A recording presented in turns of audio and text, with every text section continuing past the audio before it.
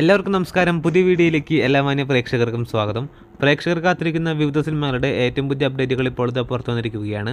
ആ ഒരു അപ്ഡേറ്റാണ് ഈ വീഡിയോയിലൂടെ പ്രേക്ഷകരിലേക്ക് എത്തിക്കുന്നത്. വീഡിയോയിലേക്ക് പോകും മുമ്പ് സിനിമാ ലോകത്തെ ഏറ്റവും പുതിയ ബോക്സ് ഓഫീസ് അപ്ഡേറ്റുകൾക്കായി ഈ ചാനൽ മറക്കാതെ സബ്സ്ക്രൈബ് ചെയ്യേണ്ട കാര്യം പരിഗണിക്കുക.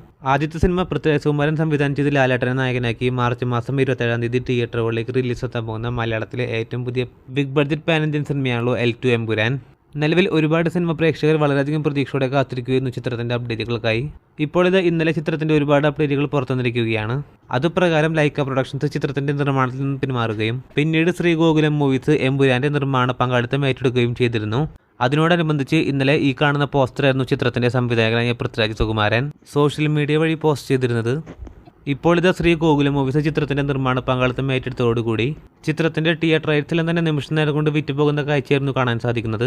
നിലവിൽ പുറത്തുവരുന്ന ഏറ്റവും പുതിയ അപ്ഡേറ്റുകൾ പ്രകാരം എമ്പുരാൻ എന്ന സിനിമയുടെ വിദേശ രാജ്യങ്ങളിലെ ഓവർസീസ് തിയേറ്റർ റൈറ്റ്സ് ഇപ്പോൾ വിറ്റുപോയിരിക്കുകയാണ്. മലയാള സിനിമ കണ്ട റെക്കോർഡ് തുകയ്ക്കാണ് ചിത്രത്തിന്റെ ഓവർസീസ് റൈറ്റ്സ് വിറ്റുപോയിരിക്കുന്നത്. 30 കോടി രൂപയ്ക്കാണ് എമ്പുരാൻ എന്ന സിനിമയുടെ ചിത്രത്തിന്റെ തിയേറ്റർ റൈറ്റ്സ് വിറ്റുപോയിരിക്കുന്നത്. ഇതിനു മുമ്പ് കിങ് ഓഫ് കൊത്തയായിരുന്നു 14 കോടി രൂപയ്ക്കായിരുന്നു ചിത്രത്തിന്റെ കിങ് ഓഫ് കൊത്ത എന്ന സിനിമയുടെ തിയേറ്റർ റൈറ്റ്സ് വിറ്റുപോയിരുന്നത്. അതിനിരട്ടിക്ക് മുകളിലാണ് എമ്പുരാൻ എന്ന സിനിമയുടെ തിയേറ്റർ റൈറ്റ്സ് നിലവിൽ വിറ്റുപോയിരിക്കുന്നത്. അപ്പോൾ എമ്പുരാൻ എന്ന സിനിമ വിദേശ രാജ്യങ്ങളിൽ നിന്ന് മാത്രം 60 കോടിക്ക് മുകളിൽ രൂപ നേടിയെങ്കിൽ മാത്രമേ ചിത്രം വിദേശ രാജ്യങ്ങളിൽ വിജയിക്കുകയുള്ളൂ.